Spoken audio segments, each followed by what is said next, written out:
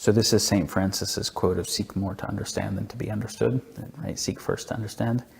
That means actually seek to take different perspectives. So the Hegelian dialectic is you've got a thesis, and then the antithesis. I actually want to try and take this perspective and construct this case. And once I've constructed both of these, now I'm stuck with either that I flip-flop between them, or I'm just confused, or I just claim paradox. Or the next step is thesis, antithesis, synthesis. There's a higher order truth that is actually not paradoxical that reconciles them. It just requires a higher order of complexity. It's paradoxical within too low a level of complexity.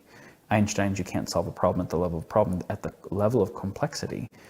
And so since the house is three-dimensional, no two-dimensional picture will actually give me a solid sense on it. If I'm looking at the cylinder, we talked about this the other night, if I'm trying to collapse the cylinder by a dimension and take a cylinder, which is a three-dimensional object, and take a 2D slice of it, if I got a cylinder like this, a slice like this is a circle, a slice like this is a rectangle. In 2D, circle and rectangle are mutually exclusive descriptions of a shape. One has straight lines and corners, the other has no straight lines and no corners. If I try to say, well, it's both, that just makes no sense at all, right?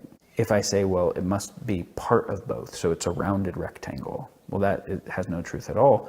But I have to actually be able to construct a higher dimensional space in which rectangleness and circleness fit together in a way that makes perfect sense, called a cylinder. But this is what a level of consciousness that isn't the level that caused the problem. The problem is partiality of perspective that can create then a basis for conflict, right?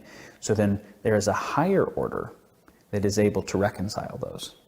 And so seeking that, and this is where, we're seeking clarity more than simplicity, because the simplicity can happen through reduction. And typically, the synthesis comes from novel insight that neither the thesis nor the antithesis held. It's not just, well, it's a little bit of both.